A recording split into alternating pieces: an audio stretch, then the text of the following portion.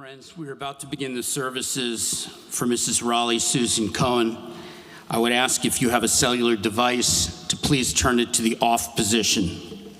Officiating our service here will be Rabbi Michael Schwab, Rabbi Alex Friedman, and Hazan Jacob Sandler.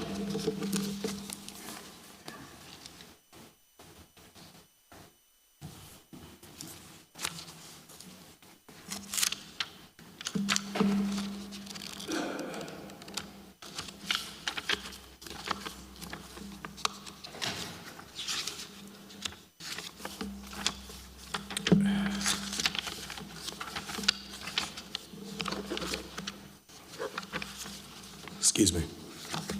Got it. Mizmor LeDavid, Adonai roi lo echsar, binot deshe yarbitzeini, al mei menuchot, al mei menuchot yenaleini.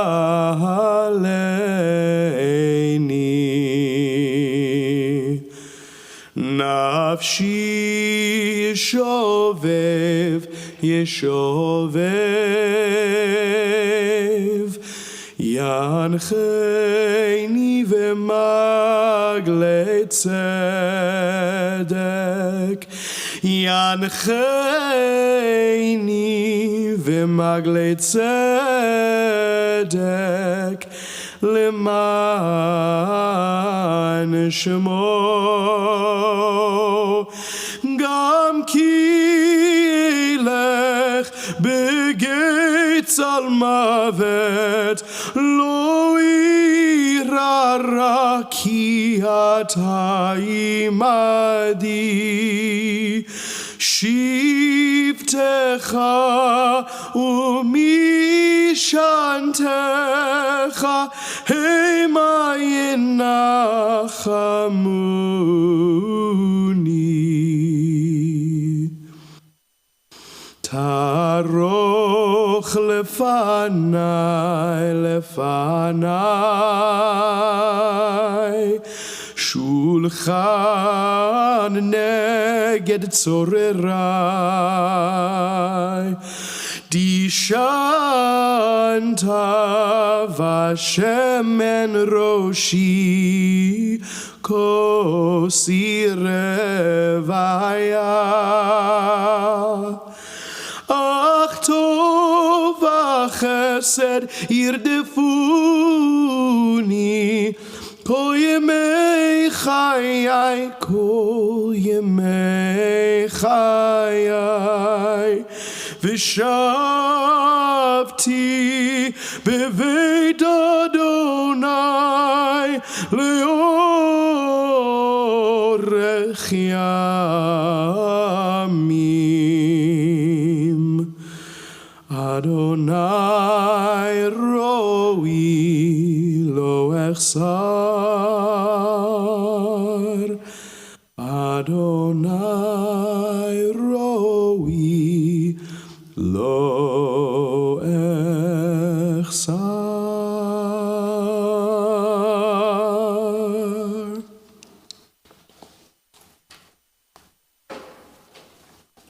The Chazan just chanted Psalm 23 in memory of Raleigh. If you'd kindly open your service folder, you'll find the 23rd Psalm in English. If you'd like to, please join me as we recite it together in the English. The Lord is my shepherd, I shall not want. He maketh me to lie down in green pastures. He leadeth me beside the still waters. He restoreth my soul. He leadeth me in the paths of righteousness for his name's sake. Yea, though I walk through the valley of the shadow of death, I will fear no evil, for thou art with me. Thy rod and thy staff, they comfort me. Thou preparest a table before me in the presence of mine enemies. Thou anointest my head with oil, my cup runneth over. Surely goodness and mercy shall follow me all the days of my life, and I will dwell in the house of the Lord forever. Raleigh will certainly dwell in the house of the Lord forever, and also in our hearts and in the memories that we share, that we will always cherish. Now I'm going to ask Rabbi Friedman to recite from Psalm 15. מזמור דוד. אדוני, מי יגור באוהליך? מי ישכון בהר קודשך?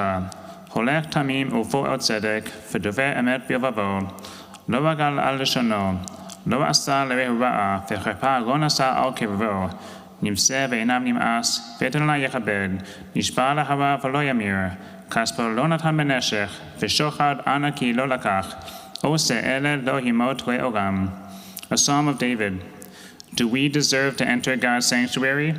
Can we merit a place in the presence of God? Live with integrity. Do what is right. Speak the truth without deceit. Have no slander upon your tongue. Do no evil to others. Do not mistreat your neighbor. Spurn a contemptible person, but honor those who revere the Lord. Never retract a promise once made, though it may bring you harm. Lend no money at unfair rates. Accept no bribe against the innocent. Make these deeds your own, then shall you stand firm forever. Amen.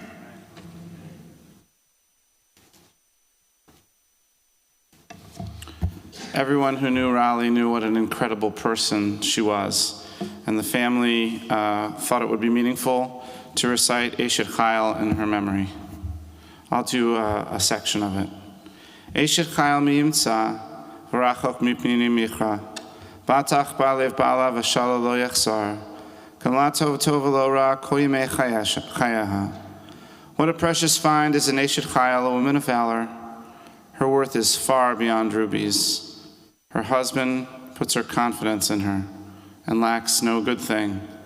She is good to him, never bad, all the days of her life. She opens her hand to the needy, extends her hand to the poor. She is clothed with strength and splendor. She looks to the future cheerfully. She opens her mouth with wisdom. Her tongue is guided by kindness. She oversees the activities of her household, never eats the bread of idleness. Her children come forward and bless her. Her husband praises her, and they say, "Many women have done superbly, but you surpassed them all."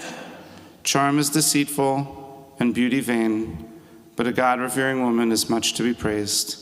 Extol her for the fruit of her hands, and wherever people gather, her deeds will always speak her praise. That is Raleigh. Amen. I'm now going to call on Harris, her son, to say some words about his mother.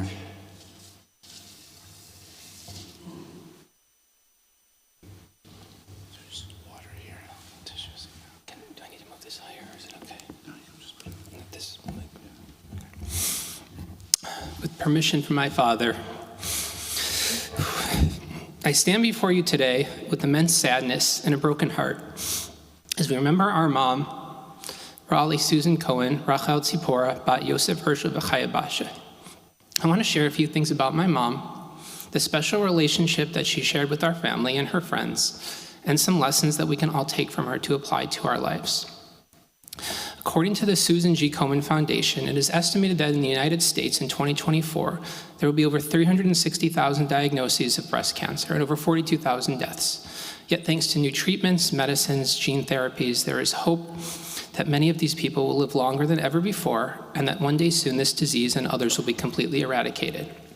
When my mom was first diagnosed with breast cancer in 2014, it came as a shock to all of us. But it also brought our family closer as we banded together to work to help her fight this vicious disease. Thanks to the advances of modern medicine, she lived for about a decade after this initial diagnosis. To offer some perspective on just how far advancements have come, I first wrote an outline of this speech over 2 years ago when my mom's situation was extremely dire. But due to continued advancements in treatments that have recently become available, she was able to live well beyond what many doctors and others had thought even possible. This is the case for many people, and there's much to be optimistic about in the years ahead as new therapies, medicines, and treatments continue to progress. She enjoyed many happy occasions, milestones, achievements, celebrations, vacations, and other events before tragically losing her ongoing and valiant battle with the metastatic version of this disease. I would be remiss if I didn't especially thank her amazing medical team for all of their contributions, including doctors at the University of Chicago, Northwestern, and my uncle, the renowned neurologist, Dr. Stuart Stein, who was instrumental orchestrating much of her care behind the scenes. I also want to especially thank my father and sister who did so much to help, especially as I lived on the East Coast and was not always physically present. I'm not a theologian, nor can I explain why God allows these or other tragedies to occur. But I'm not here today to speak about theology or to overly focus on my mom's struggle. To begin, I wanted to touch on the concept of eulogies or hespedim in the Jewish tradition. From where do we learn that we should extol the virtues of the deceased? In Genesis chapter 23, verse 2, the Torah states, "Vatamet Sarah b'kiryat arba hi Chevron be'eretz Canaan, Avraham lispod l'Sarah v'livkota." Sarah died in Kiryat Arba, which is Hebron, in the land of Canaan, and Abraham, her husband, came to eulogize her and to bewail her. This is the biblical source for eulogizing the deceased, with a twofold purpose of extolling their virtues and sharing a sense of grief and loss. To me, this is a very fitting way to honor those who have left us because it focuses on the individual, their positive contributions, and leaves the listener with important memories, lessons, and takeaways. In that vein, it is truly a testament to her loving and caring character to see so many people here today who have joined us from near and far, including from the live stream. I know she is with us in spirit and incredibly grateful to have all of her loving friends, relatives, and others who meant so much to her here today. Throughout her life, she always expressed to us the importance of showing up for others, and that is a value that was so important to her and which I try to internalize the best that I can. In last week's Torah portion, Parashat Vayakel, we learn about the building of the Mishkan, the tabernacle. God commands Moses to construct the Mishkan using donations from the people, such as gold, silver, copper, stones, and other fine items. And how do the people respond? They give so much until there is such an abundance that the people have to be extolled to no longer give. For those rabbis in the room, and I do see a fair number, I'm sure you would all dream of a situation where your congregants gave so much and donations and volunteerism that they had to be told to stop. But that is exactly what happened here. The people of Israel were so inspired by the building of a spiritual place to worship where they could connect with God and Jewish teachings that they wanted to be a part of it to such a high degree that they gave and never stopped giving. And in many ways, I think of the parallels of the building of the Mishkan with my mom's central involvement and devotion to Jewish education, specifically her desire to be part of something bigger, including helping to cultivate others to teach, and her selfless giving, which has been a source of inspiration for me in my endeavors. What was my mom's motivation, and what did she love more than anything? It was to teach. From a young age, Mom taught at camp, gave piano lessons, taught at various schools, and then entered the world of Jewish education, teaching religious school for over 20 years, and guiding and inspiring other teachers to teach, spending several decades at the Board of Jewish Education, earning her master's degree in Jewish education, many awards, and culminating in overseeing 20 sites of the Melton School of Adult Jewish Learning in Chicago with over 350 students, which at its time was the largest and most wide-reaching Melton network on the planet. I also wanted to speak about her on a very personal level. It may be hard to believe, but I was not the easiest child to raise. I had a mind of my own, unlimited energy, and I didn't particularly like following directions. But even during the most difficult times, my mother exhibited such love and patience that really helped mold me into who I am today. There are many great mothers out there, and my mother personified this in all that she did, caring for us, pushing us, and supporting us through the good and the bad. I only realized later on in my life that my mother was unique in the sense that she was so invested in us that she felt what we felt, and she experienced what we experienced. Having her as a mother, it was truly special, and I'm forever grateful. What can I say about my mom's view on relationships with others? My parents were married for over 46 years, which is an accomplishment in itself if you know my father. Just kidding, Dad. And which was a testament to their loving and caring relationship towards each other in good times and in challenging times. Their love for each other and our family was truly special. It is also a testament to her character that she was able to cultivate many loving and deep friendships over the years, many of whom are here today in person or via the live stream.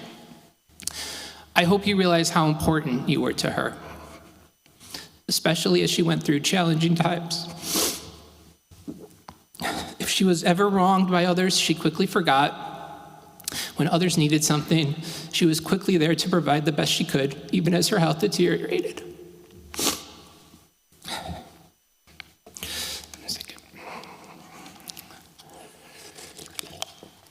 One day, I hope that my sister and I will both be able to espouse these values that my parents demonstrated to future generations.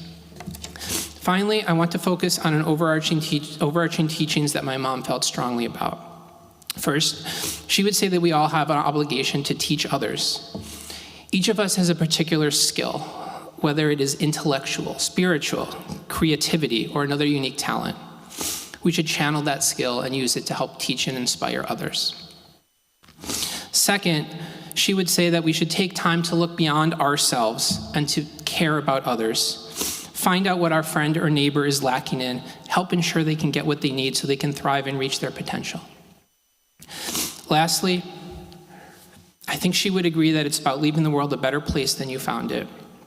I think you will all agree that my mother, Raleigh, Susan, Cohen, Rachel Tzipora Bat Yosef Herschel V'Chaya Basha certainly lived that ideal in the short time she had on earth.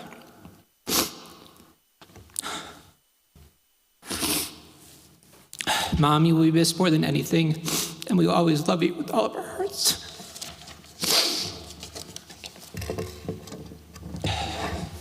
Thank you.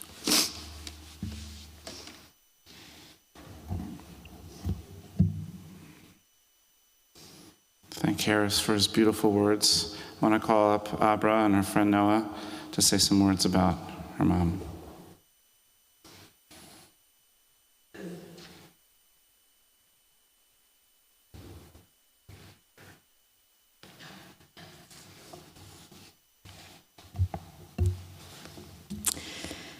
As a shy child, birthday parties made me nervous. Some I enjoyed, some I didn't, anxiously awaiting the arrival of my mother. But when I heard jingling keys and saw a flash of bright red lips, I knew I was home. I could endlessly recount happy memories of Mommy and I. Our worlds were intertwined in every way. If I dropped a spoon, I soon found out she had two, an hour before, in another state. And when I picked up the phone to call, she was already ringing me. It's no secret that she was kind to everyone she met. But to her daughter, she gave her everything. Ballet slippers sewn, car pickups at any time of day or night, shrewd advice to counter any problem or person, and the constant reassurance that I would complete my project, ace my test, perform beautifully, and simply be okay. I once asked her what her favorite thing to do with me was, to which she replied, shopping, and I quite agree. It wasn't just about finding cute clothes. It was an exchange of time and energy, bonding over shared experiences, and the desire that each of us should always put our best foot forward. The most memorable afternoons were in search of attire to be worn at a special event or trip, occasions that were celebrations of life and love. I can't even look in my closet right now because every garment holds a vision of her. Every stitch, a moment lost. Every pattern, an opinion given. And every button, a look of approval. She lifted me above herself with every word and gesture. Even when I knew she was better at art and more patient and caring than I could ever be. In the hospital, there was a moment when we thought we had lost her, and I told her that she was my greatest gift, to which she replied, I still am. In her wisdom, I again realized that she was right. Any good quality that I may possess is a byproduct of her selflessness, diligence, dedication, and devotion to my upbringing. And this is the first time that I'm speaking in front of a crowd, and I won't get the opportunity to recount to her how it went. And it cuts me like a knife. But I find comfort in knowing that I fall into a long line of mothers and daughters who had intensely beautiful relationships, sadly all cut short, ending before their time. I think of the line in Eshes Chayil, a woman of valor, which you heard just now, which we recited to her every Shabbat evening. Lo tira leveta misheleg kichol veta levu shanim. She does not feel fear for her household in the frost, for her entire household is clothed in scarlet. My mother dressed me and all of us, frankly, impeccably, tailoring our outfits to meet the expectations of schools, jobs, and whatever new opportunities arose. The act itself enveloping us in her warmth and protection as she sent us out into the world. And I will wear her as a shawl around me, wrapped in her love and sage guidance, which shall echo in my head forevermore.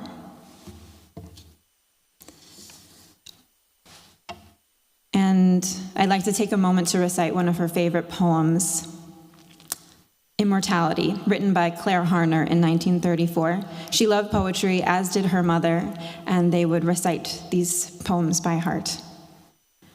Do not stand at my grave and weep. I am not there, I do not sleep. I am 1,000 winds that blow. I am the diamond glints on snow. I am the sunlight on ripened grain. I am the gentle autumn's rain. When you awaken in the morning's hush, I am the swift uplifting rush of quiet birds encircled flight. I am the soft star that shines at night. Do not stand at my grave and cry. I am not there, I did not die.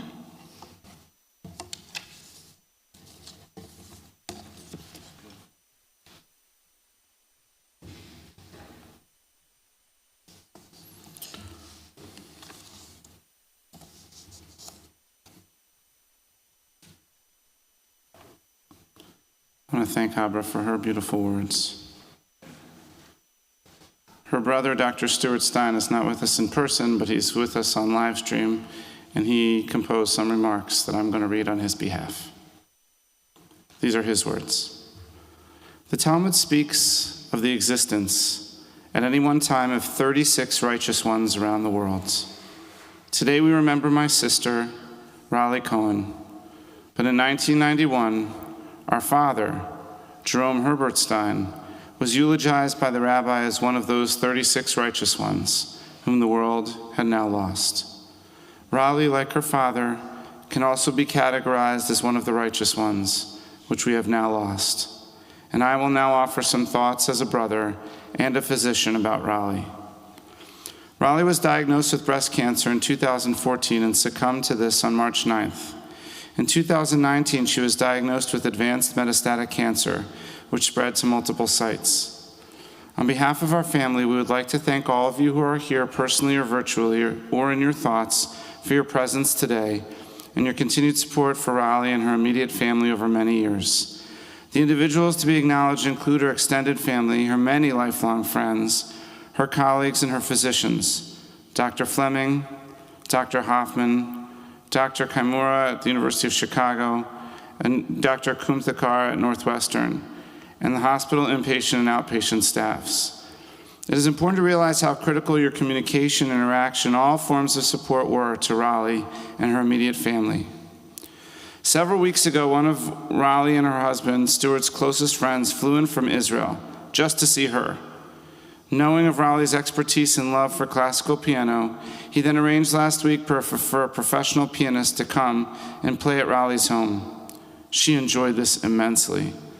This is only one example of the things that all of you did for her for many years, and in particular over the last 4+ years with her advancing cancer.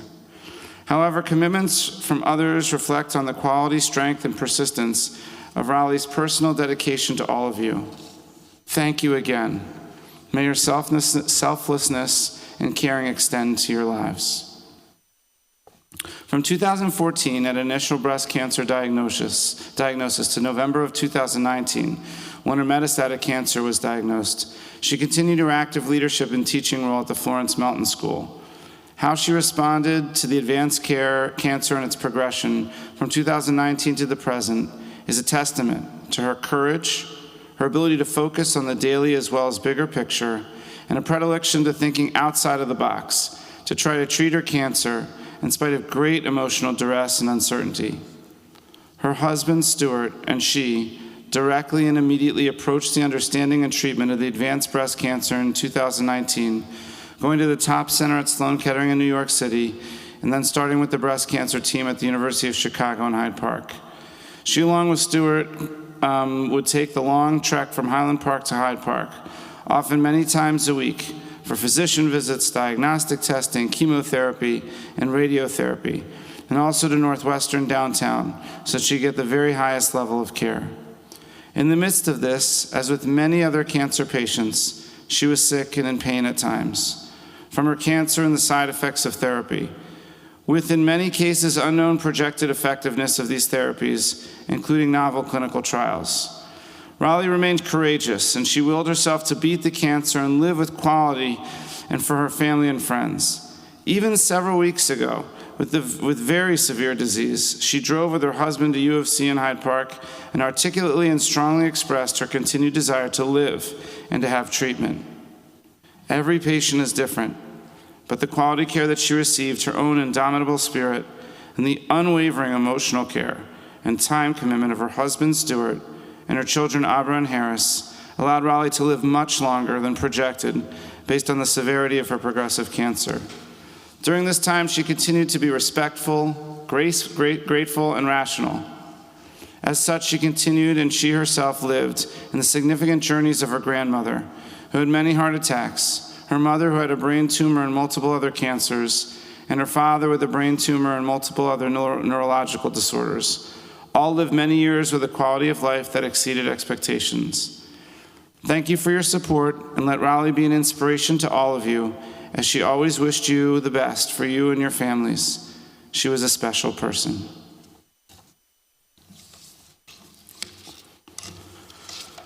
I also have some words from Harry Kotler, a close friend of the family, the one that came from Israel that Stuart Stein referenced in his words just now. He's also on live stream, and I'm going to read his remarks from Jerusalem. In loving memory of Raleigh Cohen, Rachel Tzipora Bat Yosef Herschel. The great Chaim Alter in his commentary, Orach Chaim, on Breshit, Parshat Vayechi, chapter 47, recites a metaphoric story of a great king who gave his artisans 25,000 precious stones to polish and asked them to be returned in the best way, that each artisan could perfect his stones. The great king is Hashem, and each of us is given, based on a life of 70 years, about 25,000 days. We are asked by the Almighty to polish each day with our special talent and return our precious stones to our Creator as perfect as possible when our last day arrives. Raleigh has such fervor to live. She cherished every moment of life. For 10 years, Raleigh fought against an unconquerable enemy. Endless treatment slammed her body to fight the illness. Raleigh fought with inhuman bravery, and when faced with the choice, give up the treatment and succumb versus fighting and suffering, Raleigh invariably elected to have more treatments, painful as they may be, in the hope that maybe, just maybe, she could extend her life. Raleigh also filled her life with giving chesed maximally. A true Eshes Chayil, Raleigh gave of herself to help others as much as she could, and gave her love so purely that it touched people's hearts. Even in her last weeks, when a professional pianist was to come to the Cohen residence to bring joy to her and Stuart, Raleigh decided she had to share the enjoyable concert with her friends. But this meant sacrifice on Raleigh's part. She would have to summon every bit of her strength to raise herself from bed and show herself in public. But Raleigh made the supreme effort and gave her friends the gift of beautiful music. Raleigh, through her work in Jewish education, was constantly giving and showing her love for the Jewish people and Israel. Raleigh lived a life of chesed. So, when Raleigh's neshama was summoned Motzei Shabbat, I envision Raleigh standing before the heavenly King of Kings and saying, Hashem, I did my best to polish as many stones as I could. I did the best I could to extend my life. And I tried to fill my days with chesed and polish the precious stones you gave, all 25,000 of them, with all my strength and all my might.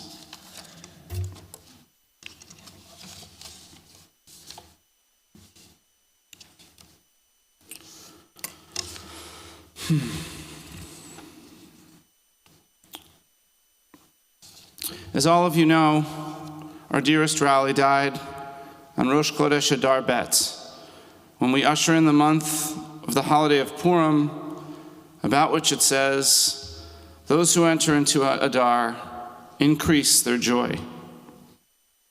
On the one hand, those words are ironic. For those who loved Raleigh, especially her family, we did not enter into Adar with increased joy. We entered into Adar with sadness.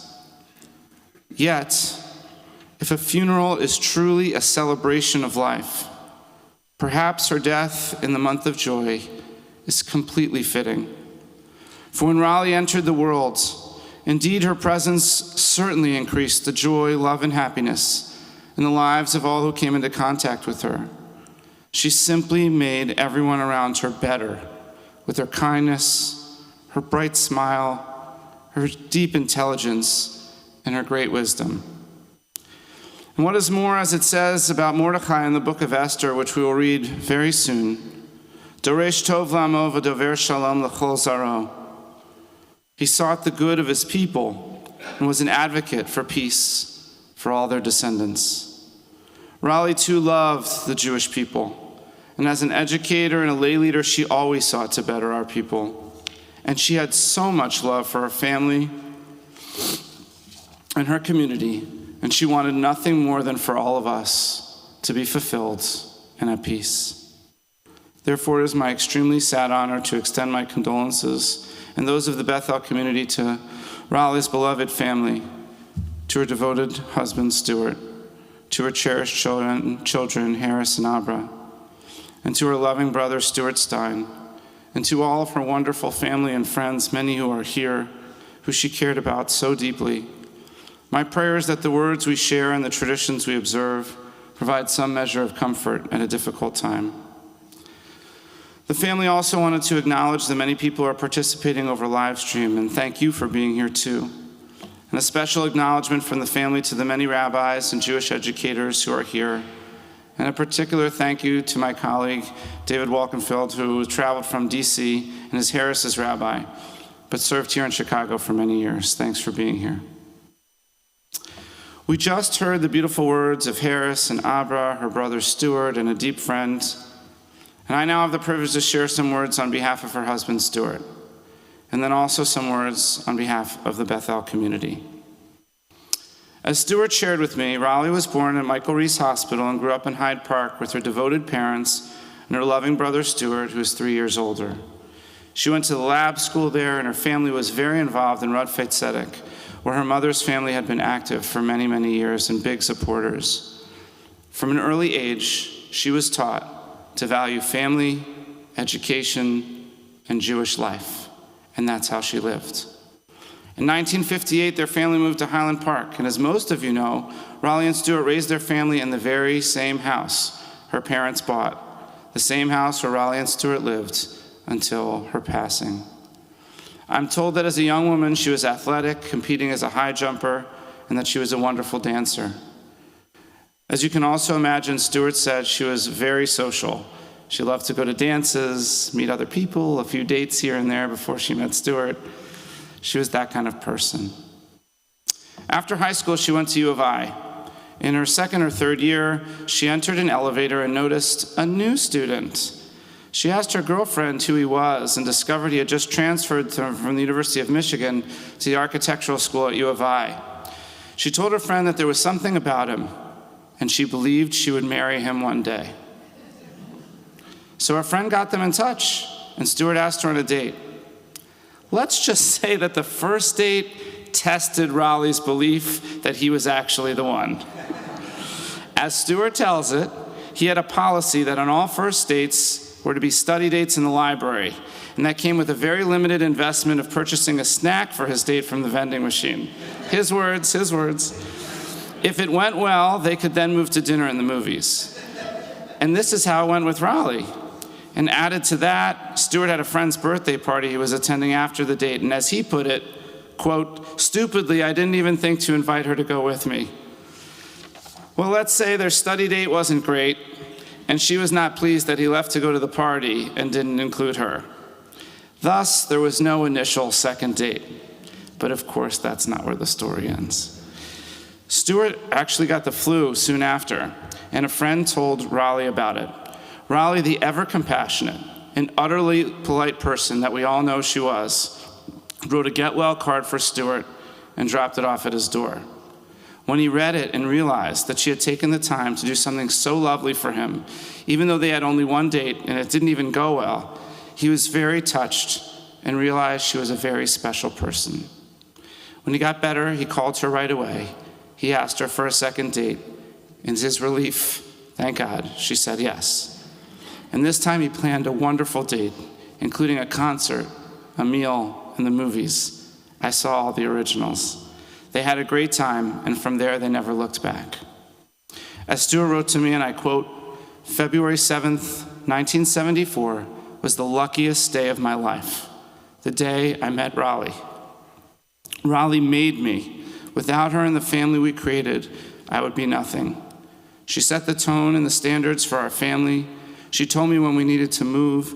She knew how to raise children, what programs, what preschools they needed to go to, what education they needed, how to be completely and fully dedicated to their upbringing." He continued, I quote, "Raleigh was 20 and I was 21 when we first met, and we were both just 24 when we got married. We were young and immature. We matured together. While we each had our own interests, we also shared many values and interests together. We both loved to collect the same things, and we loved to go to house sales and flea markets together. And we were both big fans of anything in blue and white. She indulged me if there was something I wanted to buy, and I would never say no to anything she desired. The biggest thing being, of course, to live in the house where she grew up after both of her parents had passed away. As you told me, Stuart, Raleigh truly got you, quirks and all. She really understood you, and she loved you for precisely who you are. She even agreed to go on a date with you to a cemetery to explore your love of history. Now that is love. And together you raised two amazing children and established a Bayit Ne'eman B'Yisrael, a true Jewish home that exemplified the great values of our people. One of the traits that Stuart respected the most about Raleigh, and he talked to me about it at length, was how incredibly she treated her parents. From the first moment he saw her interact with her parents, he witnessed how wonderful and respectful she was to them, and he was so impressed. Then in the summer of '75, her mom developed a brain tumor, which, by the way, her brother diagnosed as a med student. And then her father was diagnosed with a different kind of brain tumor. While both survived, they needed a great deal of care during their treatments and a lot afterwards. And it was she who became their lifeline. Her mom never drove, and her father's tumor prevented him from driving. So she had to take her parents to everything, all of their appointments, make sure they had everything they needed. And she did this all when she had her own two little kids to care for. She was strong, she was compassionate, and she had endless love for her family. Later in life, Stuart was introduced to a friend of Raleigh's parents. As soon as the friend heard who Stuart was, they said, "We know your wife. She was such an amazing daughter. She was incredible to her parents." Even her parents' friends recognized her devotion, and they were still talking about it decades later. Further, this great compassion, devotion, and respect, and I saw this myself, extended to anyone in her circle, to anyone who was her senior. She and Stuart shared a special devotion to the elderly and to supporting people in our community when they were in need. You heard from Harris and Abra, so I won't say too much about her as a mom. But Stuart shared that she was an incredible mother. She was endlessly patient during each child's necessary tribulations as they matured.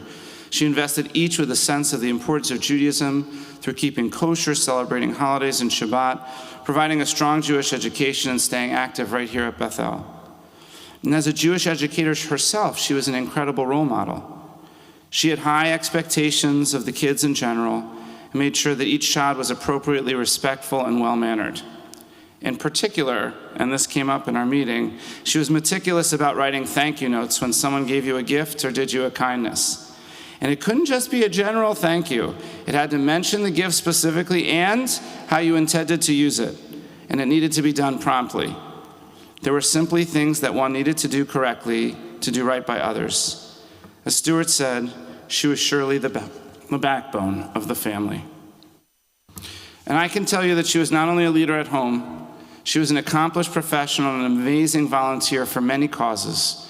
Stuart shared that when Raleigh and he got married, her father gave a toast for them, to have devotion to each other, to Israel, and to Judaism. They were married for over 46 years, and she stayed true to all three.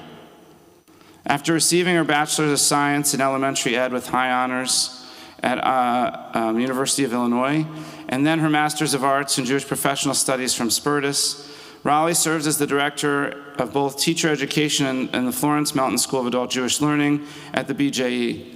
During that time, she was also the 2011 Rambam Award recipient and was instrumental in founding the Makor Or Center for Children and Young Adults with Special Needs. And as you heard, if that wasn't enough, she taught Hebrew school for 20 years. As an adult, Raleigh learned to chant Torah right here at Bethel, and she also served on our education committee as well as supporting Sisterhood's Torah Fund.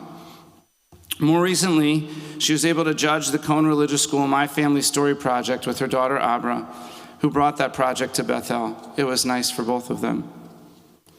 Raleigh and Stuart were regulars at Bethel for services, programs, and classes, and I personally was privileged to have many, many interactions with her, both as a congregant and as a professional when she ran Melton.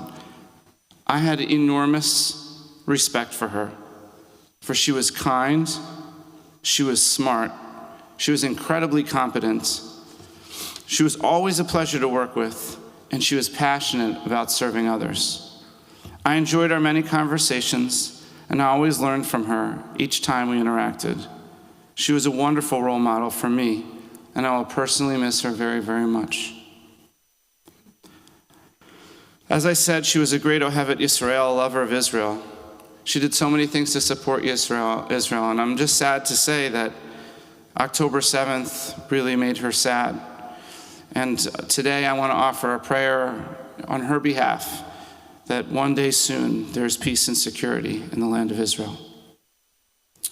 You heard a bit about it. It was devastating, of course, for her and her family when she first was diagnosed with breast cancer 10 years ago. And it was especially hard because one of the cancers her mother had was breast cancer.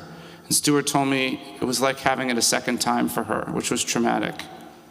But she was a warrior, and she did everything the doctor suggested and required to fight it. And with the heroic help of her brother, Stuart, whom the family said she would never have gotten all these extra years without him, and of course her children and her husband, Stuart, she went into remission for about 5 years. When it came back in 2019, she was a warrior again, the whole family working to endure through these very difficult times. I want to tell you that Stuart shared that he had such great pride, and I could see the emotion in his eyes as he watched Raleigh's values of honoring one's parents shine through in his own children, who he said paid her back with their care tenfold.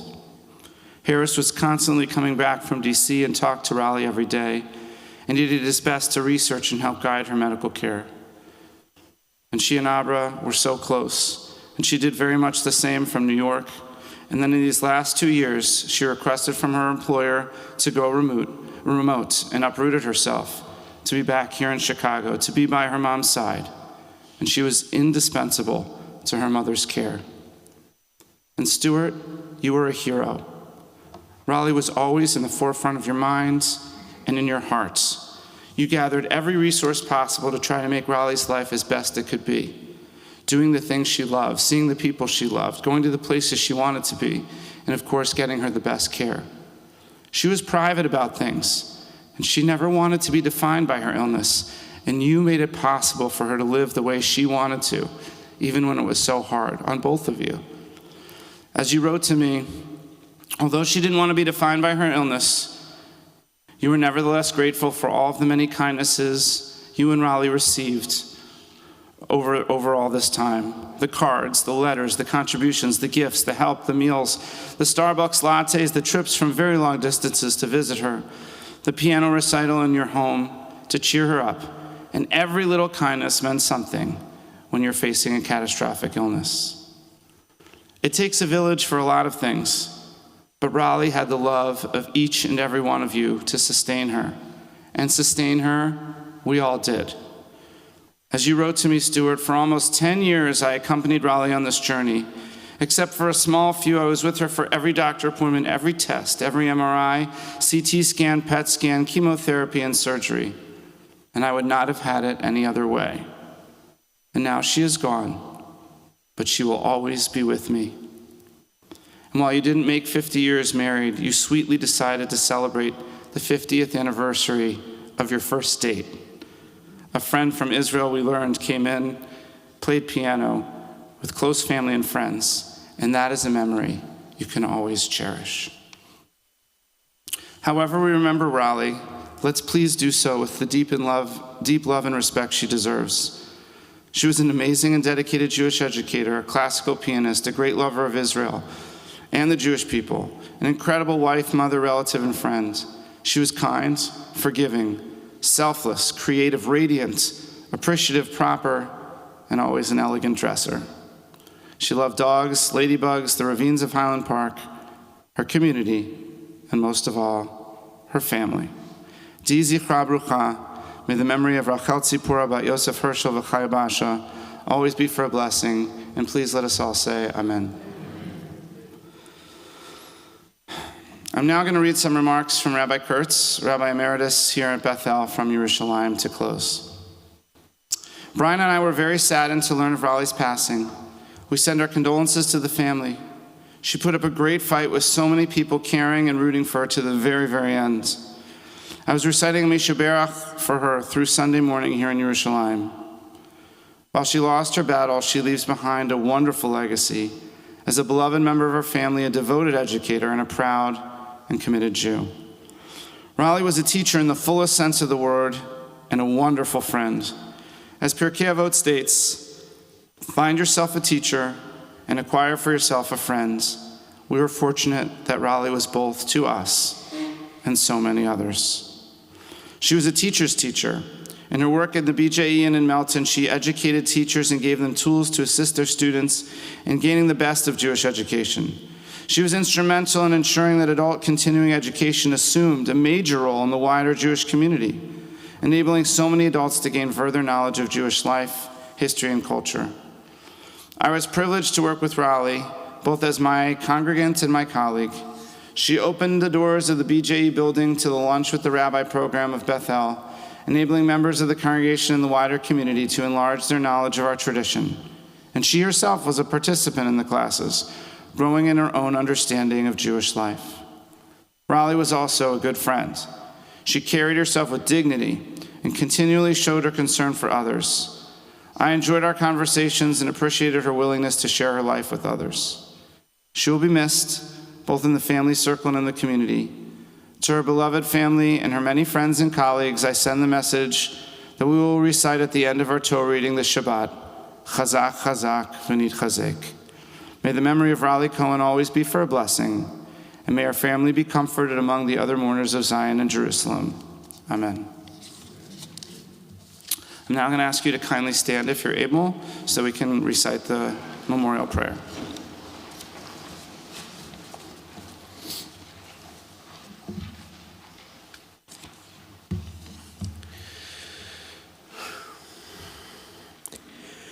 El Malei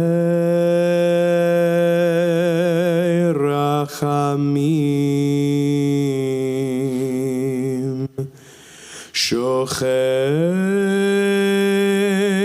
Bameromim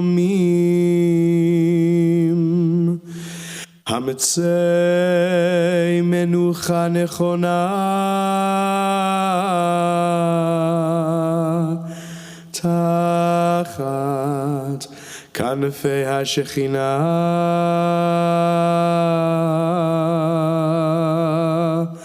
במעלות קדושים, קדושים וטהורים, כזוהר הרקיע מזהירים את נשמת רחל ציפורה בת יוסף הרשל וחיה באשה שהלכה לעולמה. בגן עדן תהא מנוחתה. אנא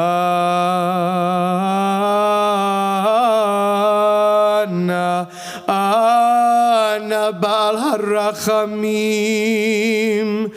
הסתיריה בסתר כנפיך לעולמים,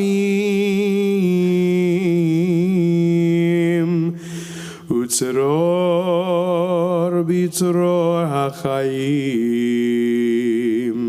את נשמתה. אדוני הוא נחלתה, ותנוח בשלום על משכבה, ונאמר אמן.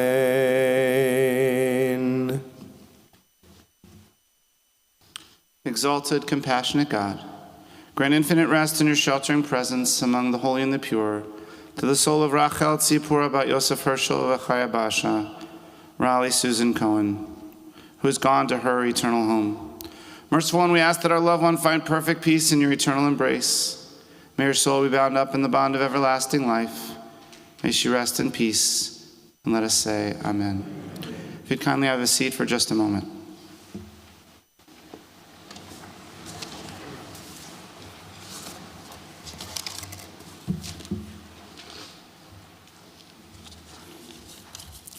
This concludes our service here in the sanctuary. The interment will take place at the family plots at Rose Hill Cemetery, 5800 North Ravenswood Avenue.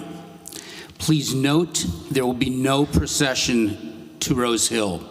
There are directions outside when you leave if you don't have a GPS. We will meet at the cemetery entrance, which is on Ravenswood at 5800. At approximately 1:45 p.m., and will receive an escort to the graveside. Following the interment, the family will be sitting Shiva. Please note that Shiva today, Wednesday, Thursday, and Sunday will be from 6 p.m. until 9 p.m. at the Cohen residence. Mincha Mariv will be at 6:30. For additional times, you can look on your folder. For those of you who are online, that information is available on our website. Please note that the family has asked that memorial contributions be made to the Susan G. Komen Breast Cancer Foundation and the JUF Israel Emergency Fund. That information is also available online and in your folders. I'm going to introduce the pallbearers in just a moment, and then I will call them up. The following individuals have been selected to be pallbearers: Alan Gendelman, Dr. Arnold Kaber, Dr. Daniel Oxman, Dr. David Shapiro, Lawrence Stein, Dr. Walter Stoller, Bruce Wilson, and Dr. David Yalowitz. I'm going to ask everyone to please rise as we escort Raleigh from the sanctuary along with the clergy.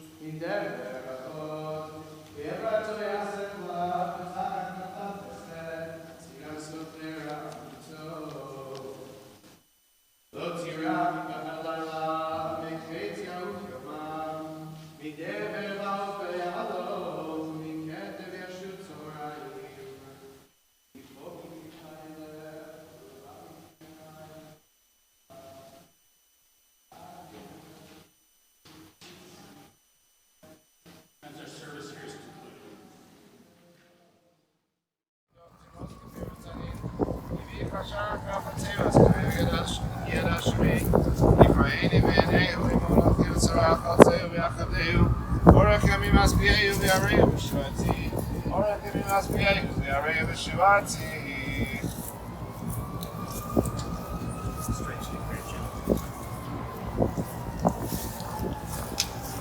your step. The ground is not level.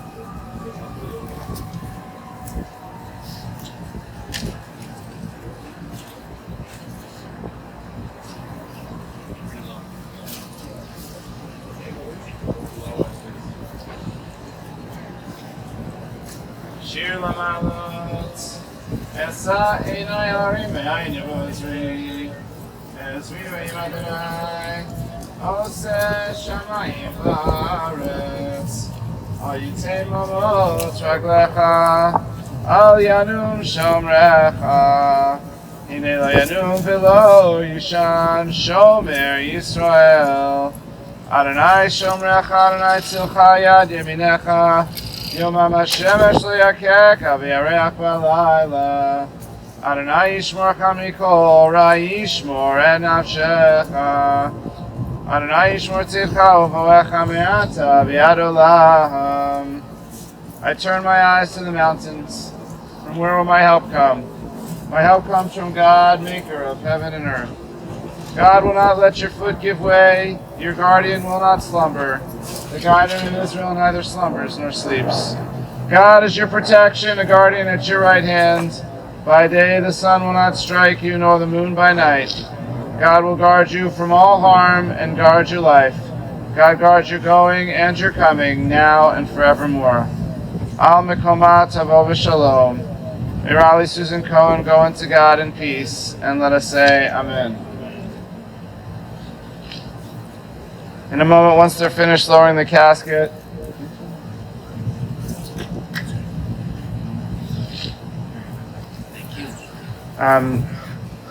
once they're finished lowering the casket, I'm going to add some Israeli earth in between the vault and the casket. There's already Israeli earth inside the casket as part of the Tahara.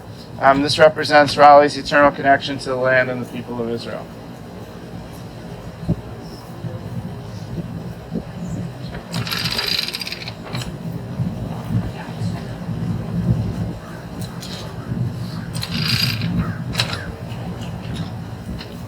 Are they going to need to go out this way?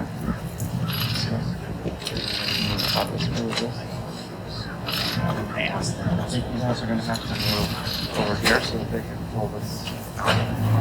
So just think about that.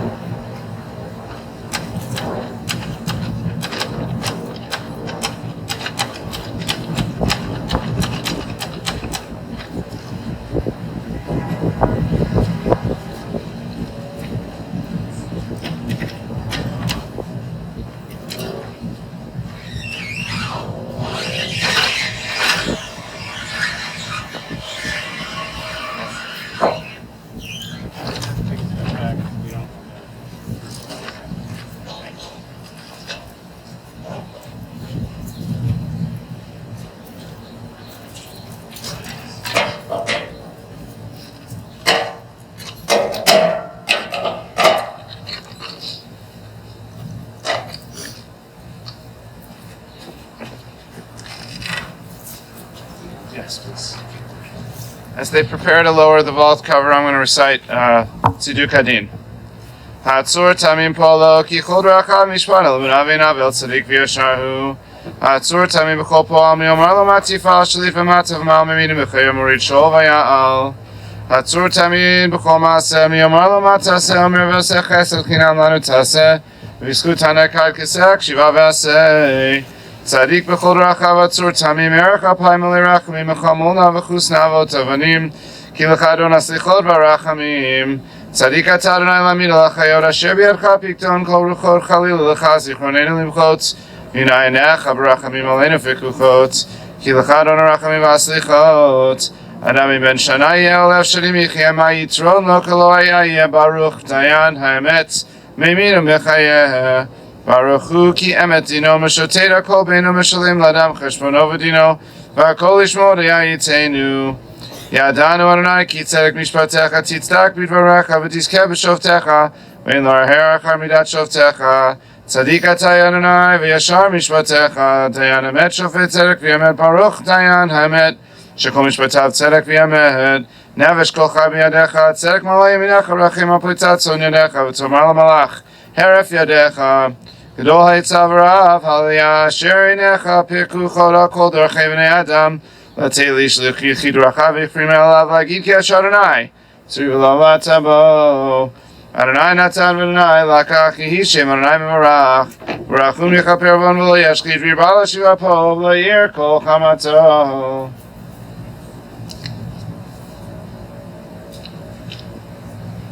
Are they ready? Are they going to do this now? Okay. The perfect rock whose work we perceive reveals a faithful God, true, upright, and honest. The rock is perfect in every way. Dare we ask God to account for any deed, for God rules below and on high, causing death but giving life, bringing us down to the grave but raising us up as well. You are just, O God, in the giving and in the taking. In your hand is the essence of all spirit. You would never permit the impact we made to fade, so consider us keenly, for you are a master of compassion and forgiveness. We know, God, your discretion is beyond us. We know, God, that your word is good, but your judgments at times, they puzzle us. And though we may brood over harsh realities, we place our trust in your righteousness. We accept our loss and the love that remains with us forever. Have mercy upon us and strengthen us to maintain our courage at a time of sorrow. Adonai Natan, the Lord has given, v'Adonai lakach, the Lord has taken. Yehi Shem Adonai v'Barach, praise be the name of God. V'yashov ha'afar al haaretz k'shaya v'aruach tashuv el Elohim asher natana. The dust returns to the earth as it was, but the spirit returns to God who gave it. May Raleigh Susan Cohen, soul be bound up in the bond of eternal life. Send comfort, God, to those who mourn, grant strength to those whose burden is sorrow, and let us say, Amen.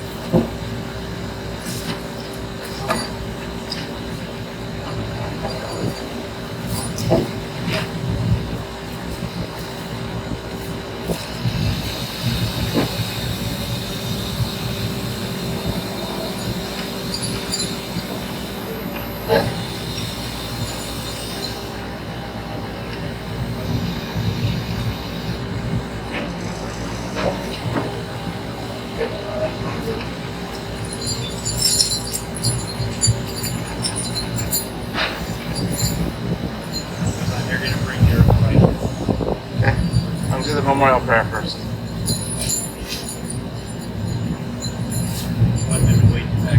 Let me do the memorial prayer and then they can put the earth down.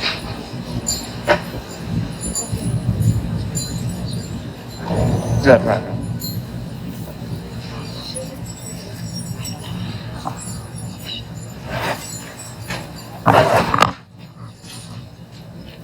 This time I'm going to recite the memorial prayer.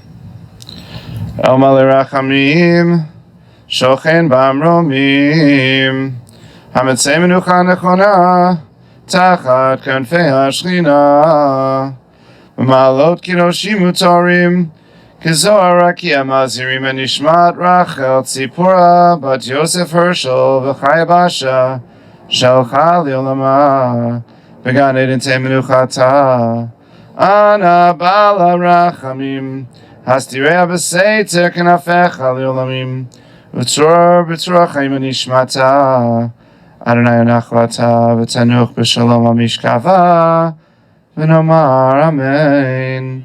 Exalted, compassionate God, grant infinite rest among your sheltering presence, among the holy and the pure, to the soul of Rachel Tzipora Bat Yosef Hershel V'chaya Basha, Raleigh Susan Cohen, as she has gone to her eternal home. Merciful One, we ask that our loved one find perfect peace in your eternal embrace. May her soul be bound up in the bond of everlasting life. May she rest in peace, and let us say, Amen. In a moment, they're going to put the earth down. It's considered chesed shalamet, a true form of loving kindness and a great mitzvah, to be the people who put her to her final rest. It should be her loved ones, her community, her family, and friends who do it. I'll ask everyone to participate who feels comfortable and is able to. There's a few customs to observe when we do it to separate this from any normal act of shoveling. One is we don't hand the shovel to the next person.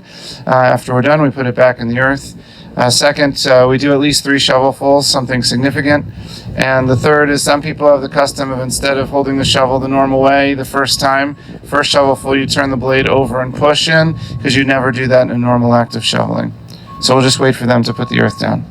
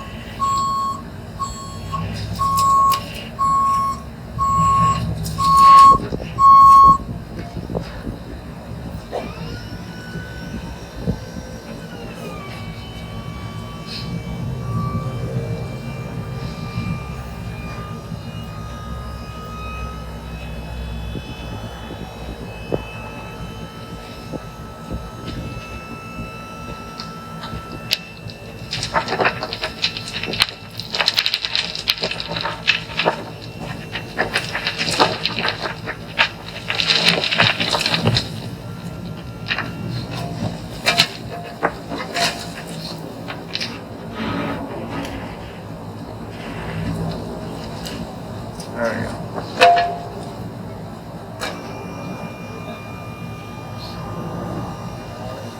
We're going to do it all, yeah.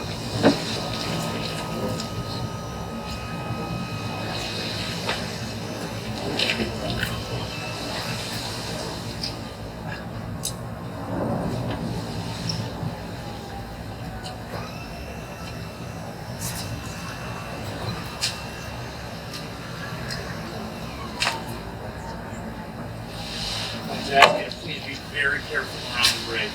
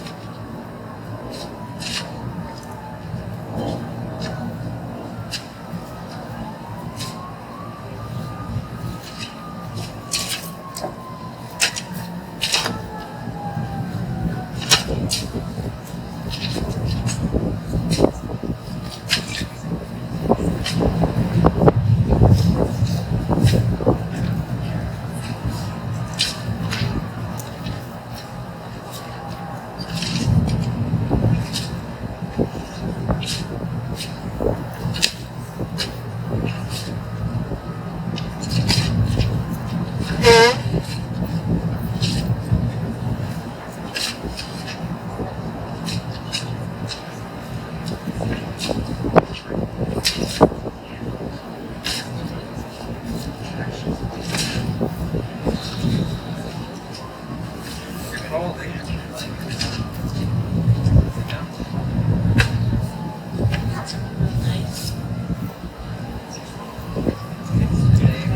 one of the female ancestors that we've identified so far, and more have been identified since yeah. I always heard her about genealogy, historian, research, family history for 50 years. So I heard something about a female version of this car.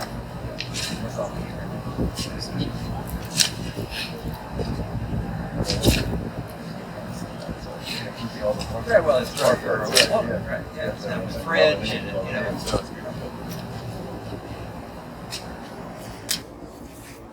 You can just drop it.